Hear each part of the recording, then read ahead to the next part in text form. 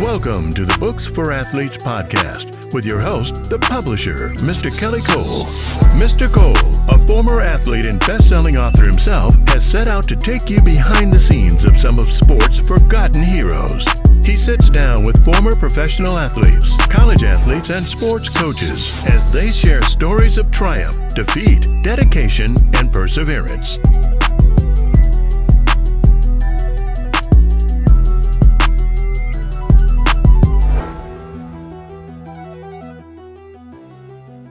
Here's Kelly. What's up, everybody? Welcome to another episode of the Books for Athletes podcast. Today, I got another special guest, my man, Nate Washington. What's up, brother? Hey, Kelly, what's going on, man? I appreciate you having me. Everything you've done, I appreciate it. So thank you, man. Appreciate you, man. Appreciate you for being here, man. Football was my father, man. New book out. Before we dive into the book stuff, tell the people a little bit about like where you from, growing up in Ohio and stuff like that before we get into the book. I'm originally from Toledo, Ohio. Grew up in a single parent home. Obviously, hence the name of the book.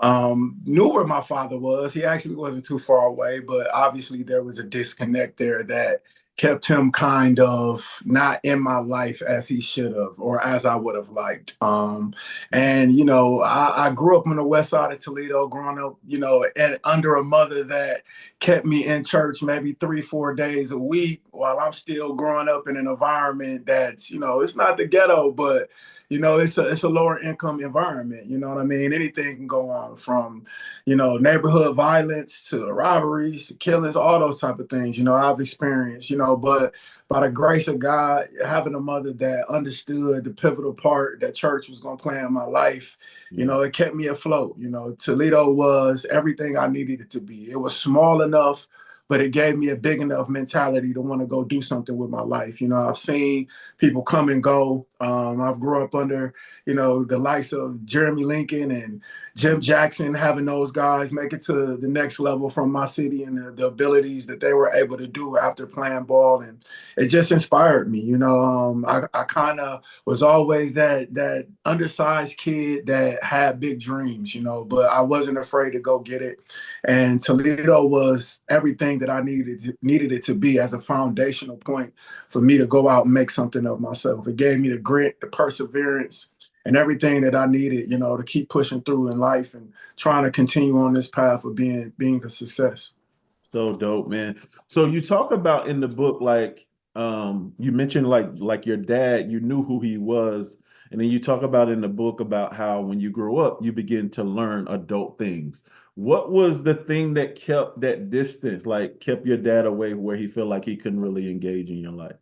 Well, you know, being an adult now, being a father, having 2 children myself, honestly being divorced and going through that process, you know, I realized that while my mother and father weren't ever together, they had a huge amount of respect for each other. And it was just certain things that they wouldn't speak on ever with me. And the foundation of the disconnect of reason why he wasn't around while I wouldn't agree was, you know, the communication between him and my mother, you know, and them not being together, her becoming pregnant and her never really disclosing the information of her pregnancy to my father until he actually seen me born.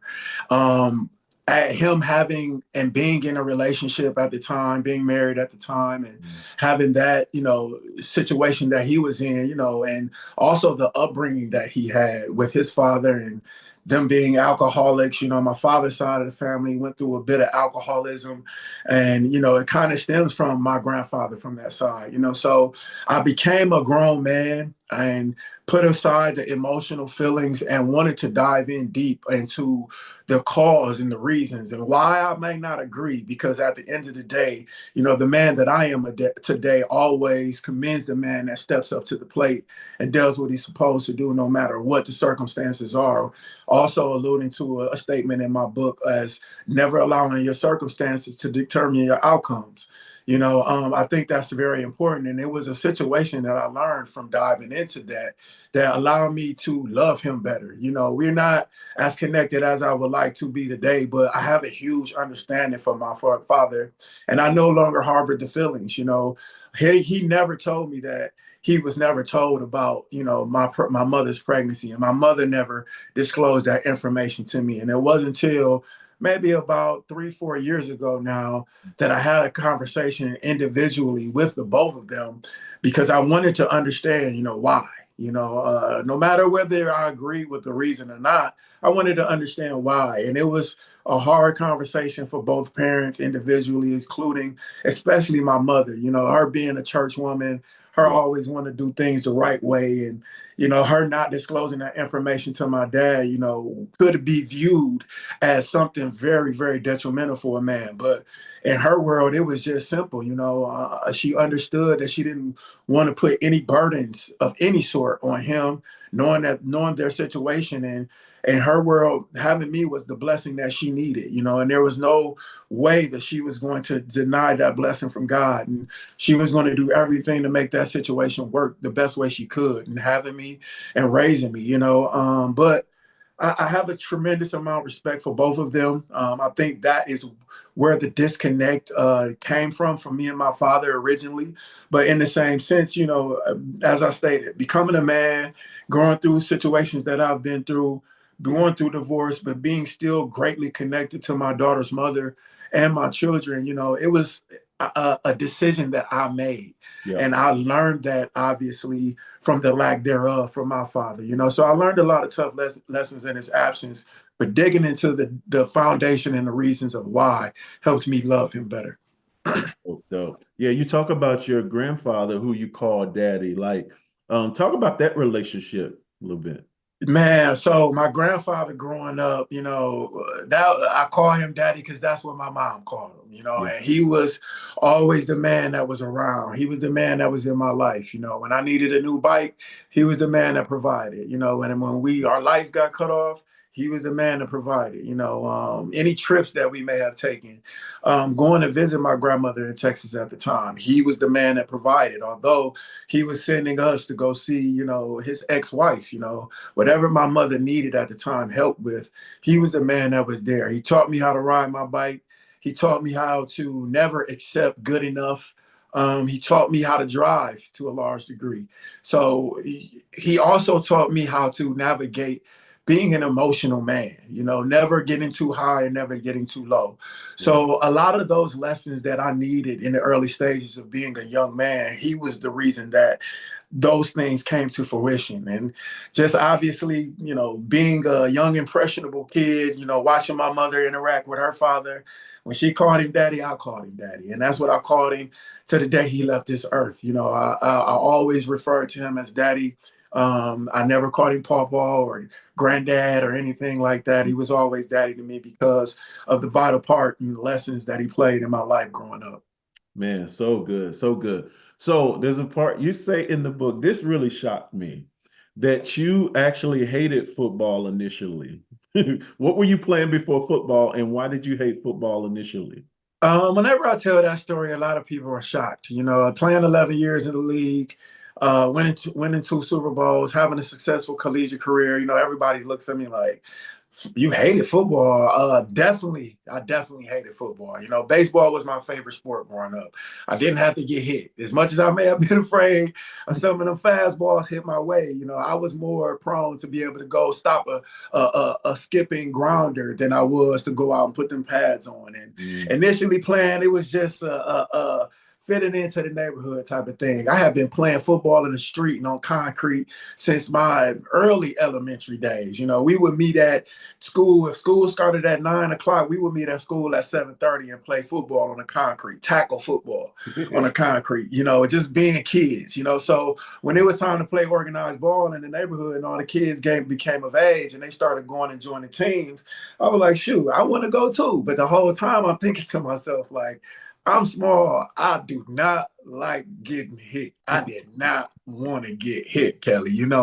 I was very undersized. I mean, at my first point of playing football, I know for a fact I was the shortest and the lightest guy on the football team, So I'm looking at these kids and they're going out there with this enthusiasm to play this contact sport. And I'm like, man, send me back to the baseball field. You know what I'm saying? But I needed it. It was everything that I needed it to be. I was afraid of it, but I never ran from it. every time I had an opportunity to perform or go out and practice, as afraid as I was to get hit, all it did was make me run faster. All it did was make me be more detailed in my play decision making, and those type of things. So as much as I was afraid of it, it was everything that I needed, man. I didn't want to play at all. And it wasn't until about, in all honesty, my college days when I became more prone and more thirsty to play the game because I had became size.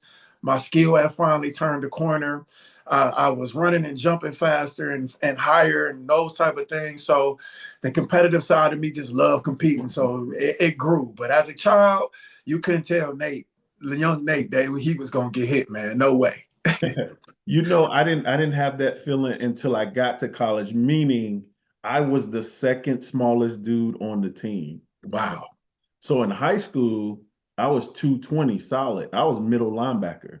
To go to college, and I'm the second smallest dude on the team. So Wow. I can relate. But that's when I realized, oh, I don't love this as much as I thought I did. I got to figure out something else to do with my life. Yeah, especially at that level, man. You at that level playing collegiately, man. Them boys actually love it at that level. So if you don't, it's probably best to step away. But I was 4'9", 135 pounds my freshman year in high school. Wow. So like, yeah, that's why I was like, football? No, you're not about to keep teeing off on me.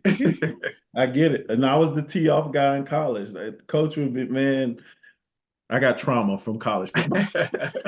So I get it. I get it 100%. And I was at a D3 school. I wasn't like D1. Where did you go to college? I went to Tiffin University. It was NAIA when I got there. So I understand your knowledge. Because I was like, so, and I thought I went in there cocky too. So I got most valuable player at my high school. And my dad, he played D1 basketball. He was like, when you get to college, he said, that little MVP trophy ain't gonna mean nothing. And I was like, Dad, what you talking about?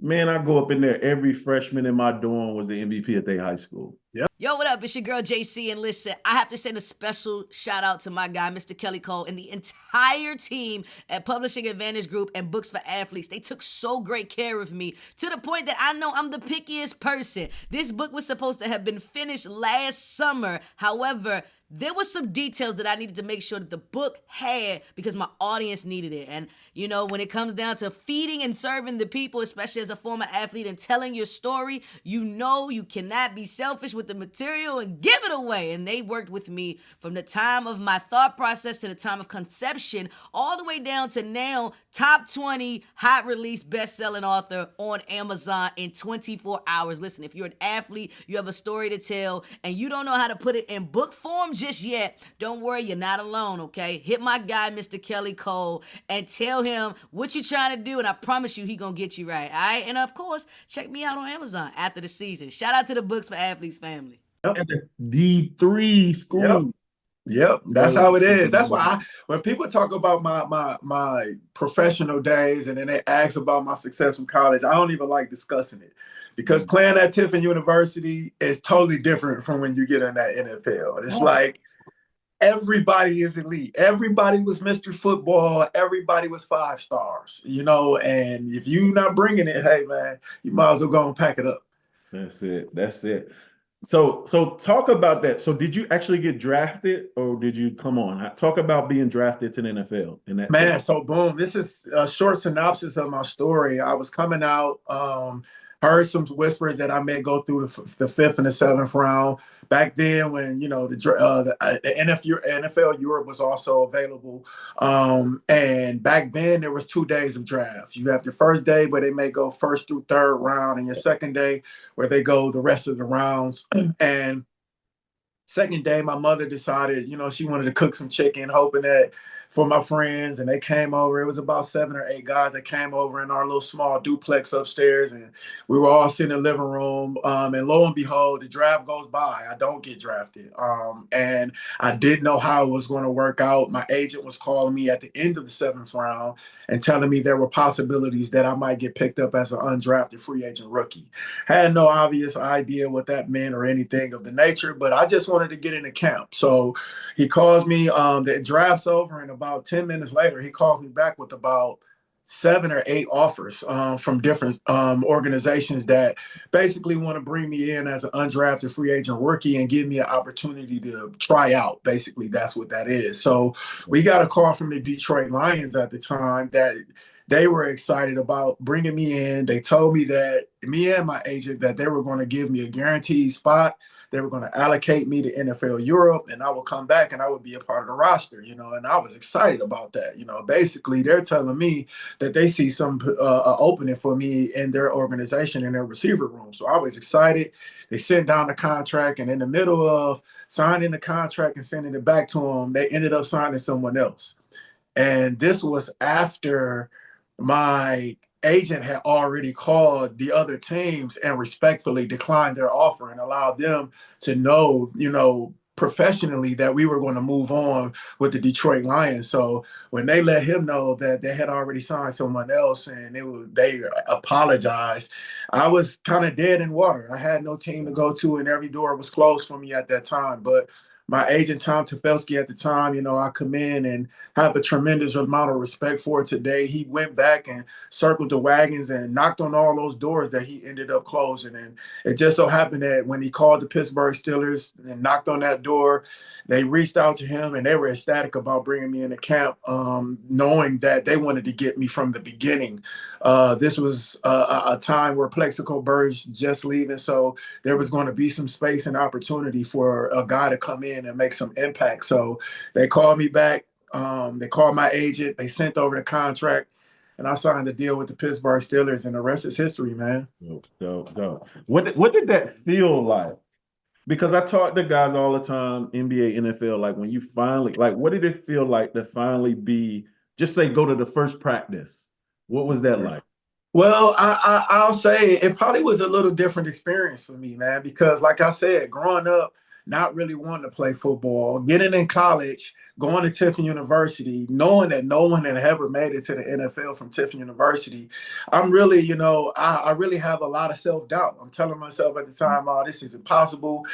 This is not going to work out. When the situation happened with the Lions, I'm telling myself I figured there would be some bump in the road where I wouldn't actually make it. So when I actually made it, and signed a contract and got to the locker room for the first time, they had all the rookies near each other, and they're all sitting in the same area, and they got my locker in the corner with Joey Porter, Larry Foote, James Harrison, Tyrone Carter. And these is vets, and I'm the only rookie over there, and Willie Parker, and I'm the only rookie over there. And I'm like, man, I was so shocked and surprised by these guys just being normal guys that I never had an opportunity to get caught up in wow, I made it. It was never that sense for me. From day one, from meeting everybody, they treated me like they knew me for years. Being in that corner with those guys from day one, Larry Foote was stealing my daggone soap for the shower. It was those type of big brothers that was, I'm coming back to my locker and my stuff missing, and I know who got it. You know what I'm saying? Yeah, so it was a family atmosphere in Pittsburgh. And I honestly, as I stated, from my neglect of the game from an early age, I never sat back and was in a wild moment. I was so much focused on not failing for the opportunity I had, wanting to seize that opportunity, wanting to make sure that I made the best out of it. Every time that I went home, any break we got, I'm going home and people are telling me, oh man, congratulations, you made the team, blah, blah, blah. And I'm like, man, I ain't made the team to the end of August. And it was so much happiness for me. I didn't want to let anybody down. So I never really had the opportunity to sit back and be like, wow, I made it. I was more so focused on making sure that all those people that believed in me was proud and I did what they expected me to do. Man, that's so good. When you talk about the rookies being over here and they put you with the vet, somebody like me, I would have been like, oh, I'm in. They got them over there. Well, with the guy. See, in my perspective, Kelly, I honestly was like, man, they not putting me with the rookies. That must mean they gonna get me out of here early. They don't need no space for me. You know what I'm saying? So I was like, sure, I'm gonna make it hard on them if they gonna send me out early. But lo and behold, like you said, man, that locker and over there in that space, I ended up, once I made the team, they moved me out of that locker and moved me to another locker. But I was still in the same area. So I wish I would have went in with that mindset, but I didn't. Yeah. That's just always been me. I don't know. I always looked at it like, oh yeah, we in here. They got him Definitely. over there. I'm Definitely. here. I'm with the big dogs. But Definitely. real quick. Go I've ahead. always had a thing with setting the chips against myself. Something Mm, about it made me work that much harder. It made me oh, focus that much harder. My mother always raised me on a comment. You either humble yourself or you be humble. And I was always afraid of not approaching a situation like I had already made it. Like I didn't want to go into anything like that. Like every year, including my 11th year, my 12th year, I went into camp in New England and I still had the mindset, yeah, you've been around for a while, but you're gonna have to get out here and make it. And I ended up going into severe dehydration. That's how much I pushed myself in that New England camp. So I've always kind of had the mindset, until it's done, you've never done anything yet. So got you. So when did the light bulb come on and you realized like football had raised you? So basically, when did football become your father? oh man, I had been journaling since 2010. And in 2015, I have a strong relationship with my pastor in Nashville at the time, Bishop Joseph Walker, and we had became really close. He stayed in my cul-de-sac in my neighborhood, and there was always a rapport with him. It could be 10 o'clock at night, and I've been over his house, go drive over his house, walk over his house, and he opened his door to talk to me in his office, and I wouldn't take up too much of his time, but a lot of those in-person conversations that we had, man, was vital for me. And one day we were sitting there and I was going over something that I was going through at the time with my ex-wife, and he was sitting there and he was listening to me. He was always a good listener, as he always did, Yeah. but he was always a great advisor too. And after listening to me, he sat there and he listened to me. He said, Nate, so I'm gonna give you a football analogy. He said, after the game, you do a good job of going back and watching film. You do a great job of understanding your mistakes after you play the game. But in the game of life, I will caution you to scout your opponent, which is the devil, a little bit more better and learn how you're vulnerable and acceptable and open to these mistakes that you're making and allowing to happen to go on around you.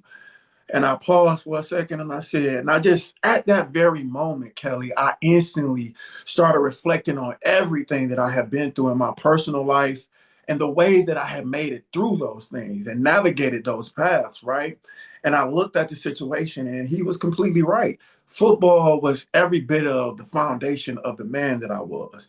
The perseverance, the focus, the attention to detail, the accountability, the self-awareness, those things have built me in my personal life. And I learned all those things from football. Becoming better on the field, I had to acknowledge, hey man, you can't just keep walking out here on this field. You got to start working out. You got to get in the weight room. You can't just lift weights. You got to go run extra. I know your legs hurting, but you got to run extra.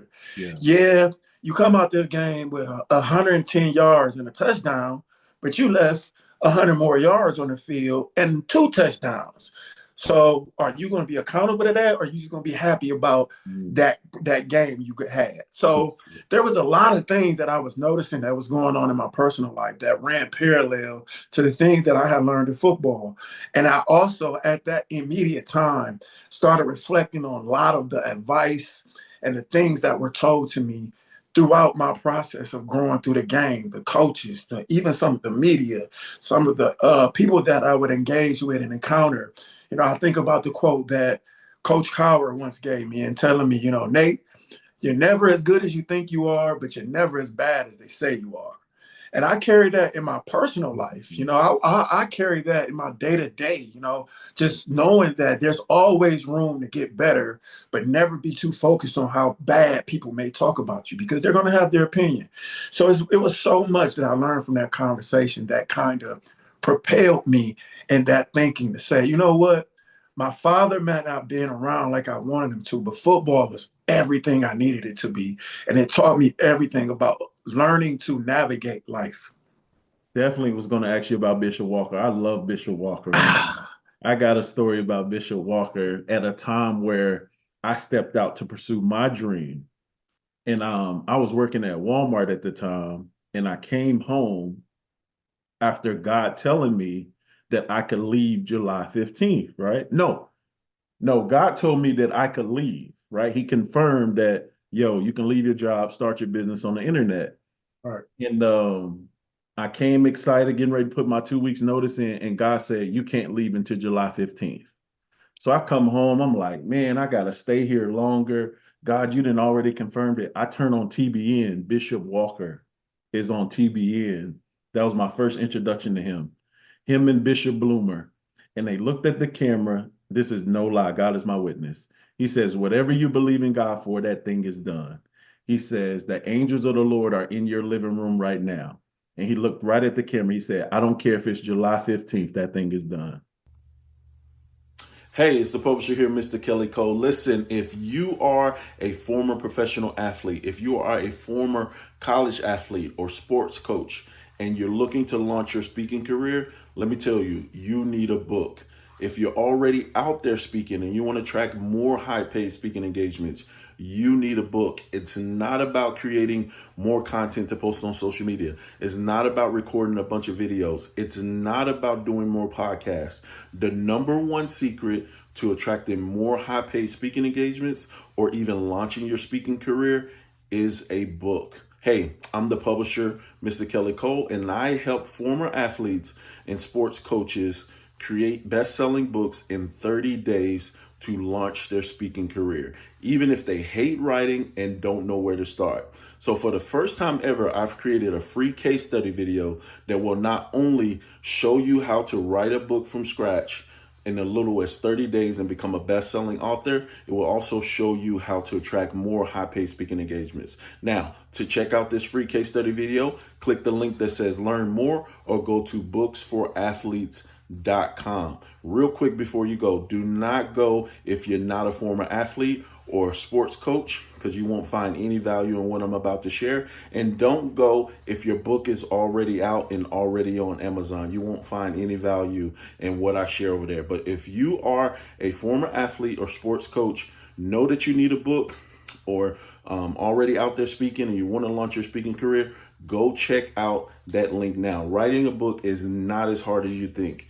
It doesn't even matter if you don't know where to start.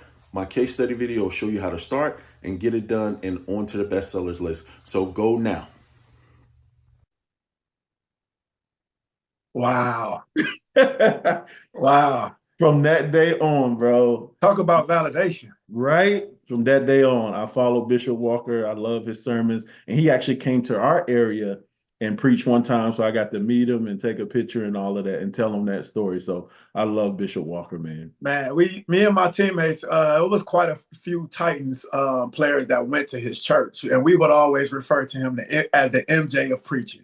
Yeah. He was the Michael Jordan of preaching, man. His ability to teach how life runs parallel with religion was something that I definitely needed. You know, I was so systematically, my protocol going to church was so just showing up, listening to a sermon, you know, listening to a preacher teach about the Bible, but his ability to relate it to life, man, was uncanny. And as I stated, you know, it's funny because when I got there, before I purchased my home, I played in a charity basketball game that Mount Zion used to have with TSU.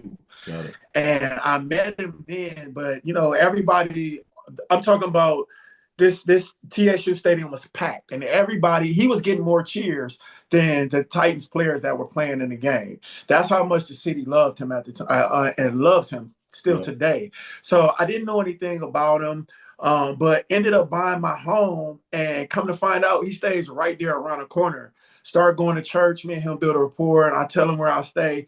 And he said, hey, anytime you need me, come on around to the house. And I was shocked because I know how big his world is. You know, he has 2 churches there. Both churches have multiple services on Sundays. But when I tell you about a man of God that's available at any time you need him, if he's available, he will make time for you. And that's the thing that I cherished with him. You know, I really appreciated that relationship side of him. So dope. Yeah, we can do this all day. 4 words that are very important in your book, your foundational words: respect, discipline, integrity, and honor. Talk about that before we get out of here. Man, respect, discipline, integrity, and honor. And I think you can also allude to this, in different industries in this world, being a religious man, trying to navigate, knowing that I'm not perfect, knowing that things go on and trying to do things the right way. I just believe that those things are what keeps me grounded in my faith. Yeah. You know, I've dealt with different businesses, different industries. You run across so many people. Your family sometimes at times they push you to those limits. But those four ingredients were the ingredients that I learned from football and respecting, being disciplined, being honored in my approach. And those things just helped me succeed. As a kid that dreamed nothing of football and able to accomplish 11 years, those four ingredients were how I got there. I always respected the game. I always had integrity for my approach. My honor was always there, no matter whether I didn't like my opponent or not. And the discipline had to be there, because while I had a media world going on around me, and entertaining friends and supplying for family, I had experienced so many down times where I could have folded that my discipline for my approach for life didn't allow me to. So, trying to navigate this world as an imperfect religious man that just wants to be appreciative of life and serve his purpose that God has for him. Those four things are, I feel, the reasons why I've stayed grounded in my religion and my spiritual faith. That's the best way I can explain it. And in all honesty, as the title of the book states, football was my father. Not having my father around, typically those are the integral characteristics that you learn from the man that you're growing up under. So not having the ability to have those lessons from him, I found those things in football and understood how vital they were for me to try to pursue God's hand of purpose and fulfill this life that he has set for me. So good. What did it feel like when you looked up and you saw that book was number one, when you saw that number one beside that book? Bro, man, I'm gonna be honest. I was very skeptical and afraid of writing this book. As I stated, I got this idea about a book in 2015, and as impactful as I knew even the title would be, I was afraid. It's a lot of vulnerability and exposure in doing this type of project. I had to be truthful not only with you all, my readers and consumers, but with myself. I've been in therapy sessions that I've lied my way through because afraid of a one-on-one scrutiny. So to expose my vulnerable side and my mistakes and those things to essentially a world that can have access to me, I was terrified of it, but it was everything that I needed it to be. The love that I've been receiving today, and condones to people reading my book and the responses that they've had, the criticism that I thought I would have is actually love, and understanding. My old housemate from my college texted me at 5 o'clock in the morning 2 days ago. Hey man, I just finished reading your book, bro. And I want to say, I loved you when we was in school, but I love you even more now. And there's a lot of relatable stories to this situation. And this was going on at 5 in the morning. And, I just realized not only how impactful this story could be, but how good God is. Because many times in my life, you question the path that God has set for you in these regards, but you don't know what he has in store for you. And the fear of the unknown will dead any operation in a heartbeat. But I'm glad that I had a supportive cast. My girlfriend at this time, she is wonderful. Tiffany was the catalyst of getting me connected to you and basically just telling me, hey, man, it's time. Like, you have the foundation of everything that you need. Every relationship in your life is significant. You've done the work. Now it's time to tell your story. And telling my story has been one of the most gratifying things that I've done thus far in my life. So dope. I just want you to know you're not by yourself, bro. Like, everybody we help that write their book, there is a level of fear there. Because like you said, you're exposed. Yeah. That, as you know, being a man of God is we're overcome by our testimonies, and it's not even for us. Yep. So he rewards that vulnerability that you shared in the book, which is why it's being a blessing. Yeah. Last question, bro. What was it like working with us? And would you recommend other athletes work with us to get their book done?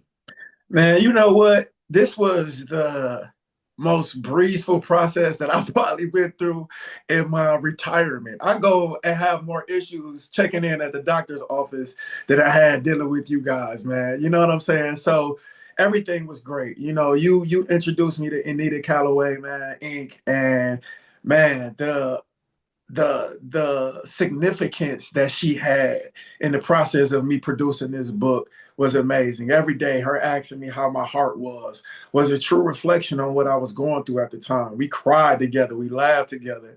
I received constant contact from your assistant on anything that I needed. And I want to send her my apologies because sometimes I didn't need absolutely anything. It probably didn't respond, you know, because you guys made the process that simple. And I have to also commend you. You know, I text you the other day on a Sunday and you responded, "Hey man, I'm in church right now, but I'll be sure to get back with you."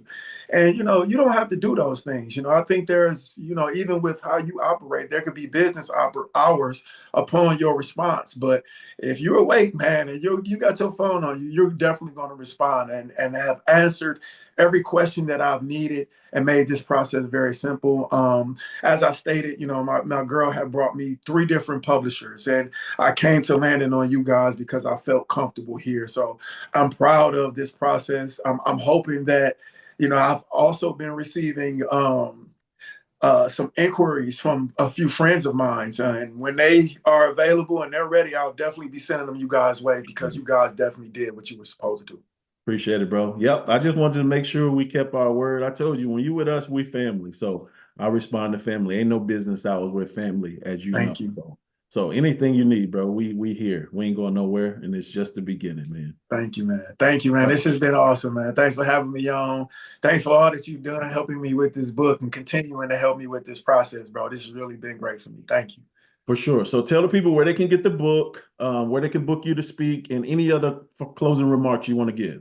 Okay, so right now we're actually looking at expanding where we'll be releasing the book, but for now you can find the book on Amazon.com.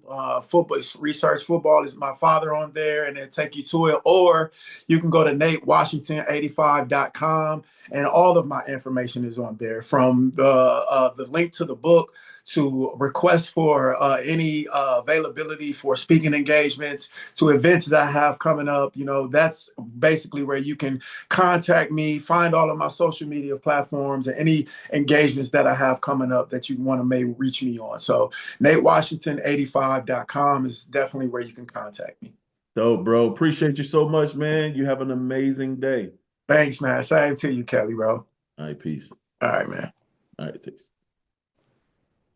Listen, thanks so much for checking out this episode of the Books for Athletes podcast. Do me a favor, please like, comment, subscribe, and share this episode. We want to help more athletes tell their story.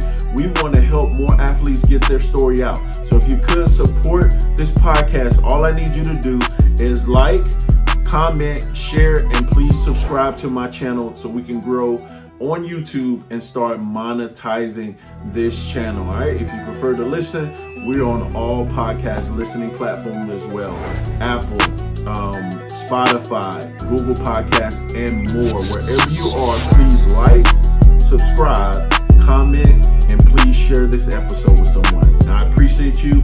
I'll see you on the next one. Hey, what's going on, everybody? My name is Tyler Campbell, and I am the author of The Ball Came Out, Life on the Other Side of the Field, brought to you by none other than the Publishing Advantage Group, Kelly Cole, and the entire team. Let me tell y'all something about them. Listen, they are there to help you. They really want to see you win. They want to help you get that message out.